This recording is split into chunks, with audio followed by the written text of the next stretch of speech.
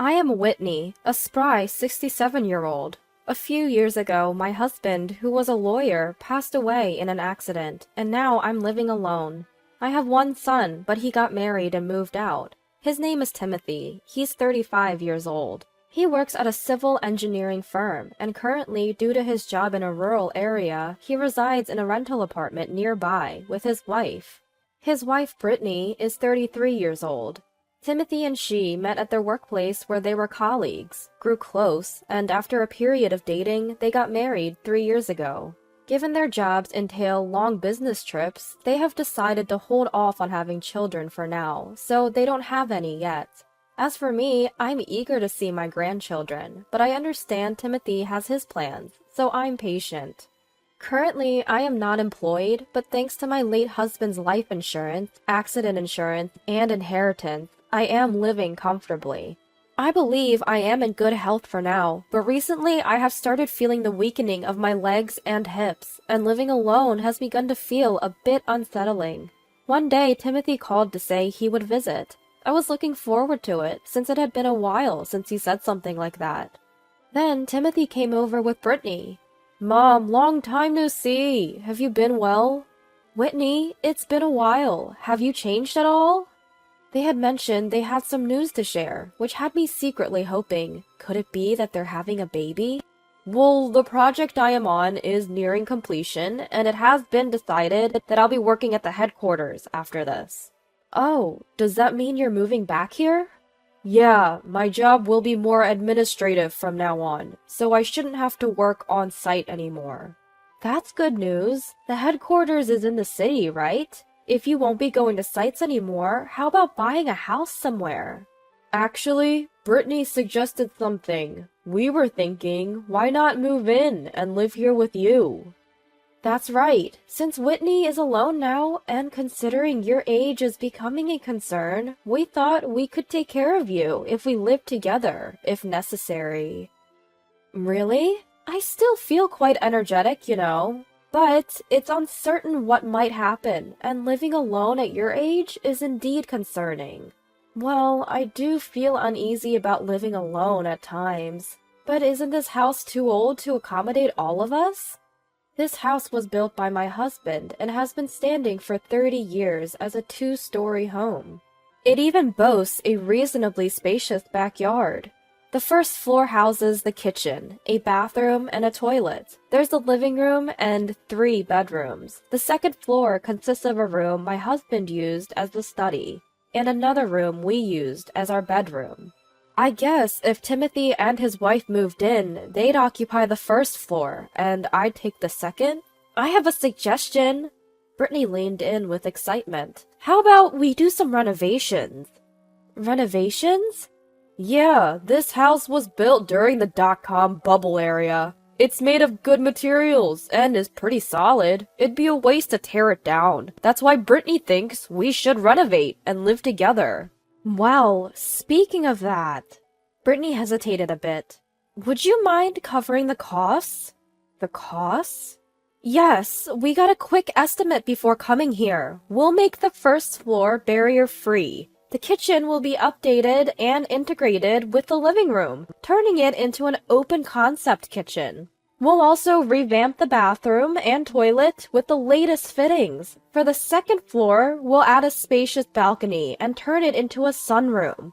We'll stay on the second floor and create a room on the first floor for Whitney. Stairs can be tough for seniors, and having a nearby toilet is a plus, right? All in all, the budget is around $120,000. Brittany explained rapidly. She seemed quite passionate about this plan. "If you agree to this plan, we can live together, and I'll also help care for you in the future." Timothy chimed in. "Well, we have some savings, but thinking of future expenses, maybe kids and such, we'd like to save where we can. It doesn't sound like a bad deal, does it?" "Hold on a minute. This is all so sudden. Do you really expect me to just say yes right away?" "Well, for now, we just came to discuss it. If you can manage the money, we'll take care of all the tough stuff." "Whitney, this is a win-win for all of us. Please consider it positively. We really hope you'll think it over." To be honest, I thought Timothy and his wife's proposal was reasonable. However, there was something off about Brittany's words. If you provide the money, we'll move in and also provide care.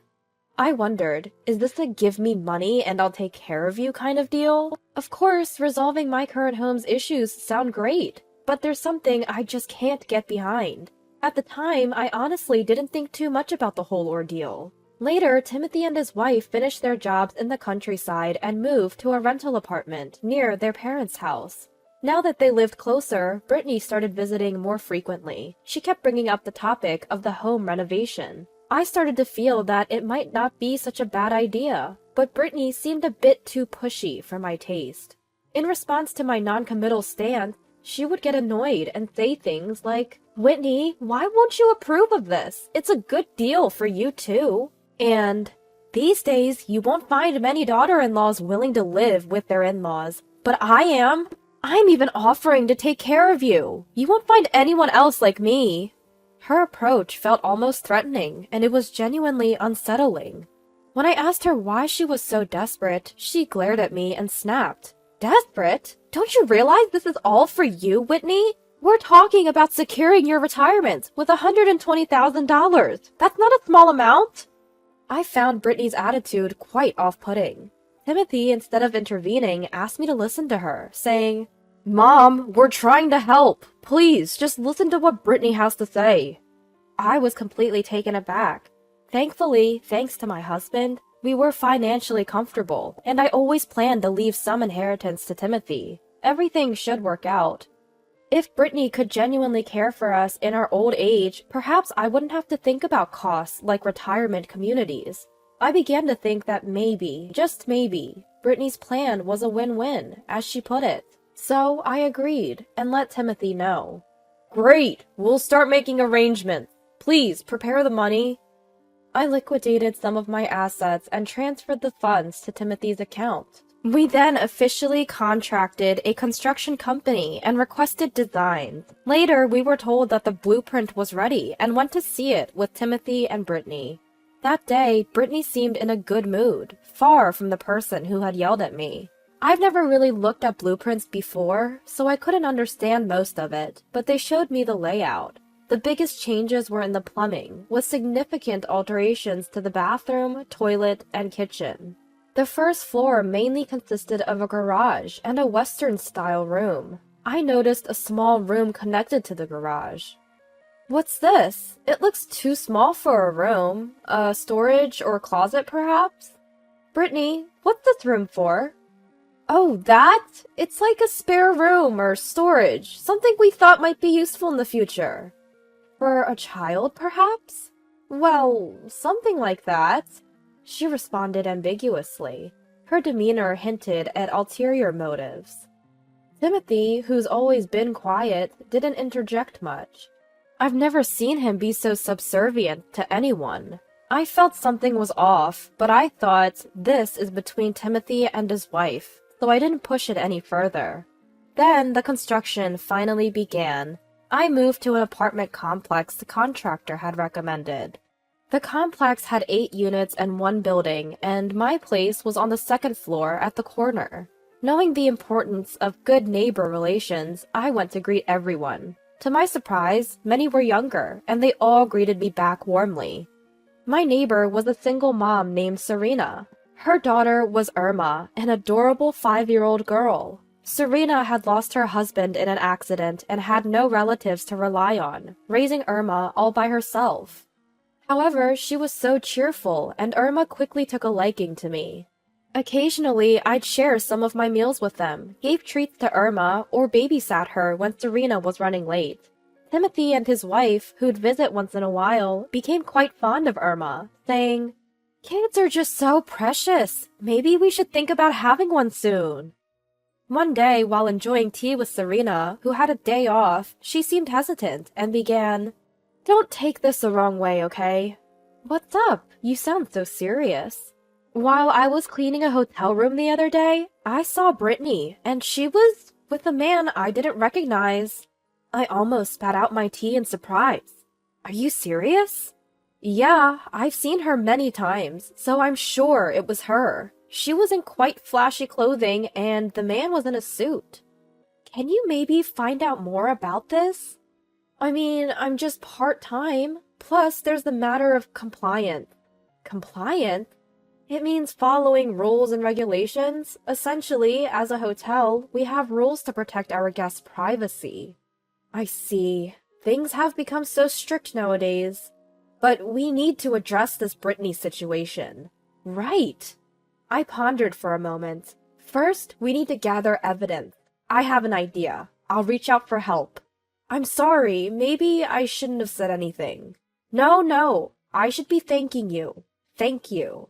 I reached out to a private investigator my husband knew and asked him to look into Brittany's activities.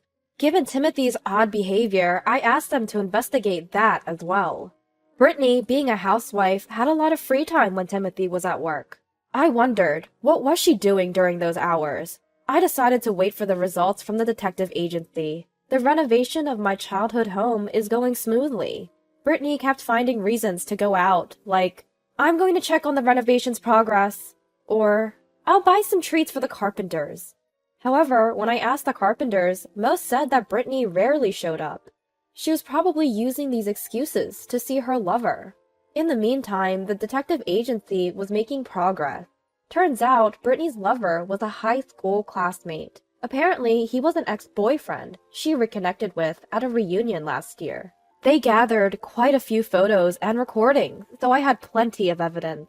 One day, when Timothy and his wife visited, I set a little trap. By the way, Timothy, isn't it the 20th anniversary of our middle school graduation? Is there a reunion? Really? I thought it was for high school. Suddenly, there was a loud noise, and Brittany was holding her leg in pain. What happened? Brittany, are you okay? I got distracted and hit my head on the table leg. Oh dear, be careful. So, the 20th anniversary is for high school?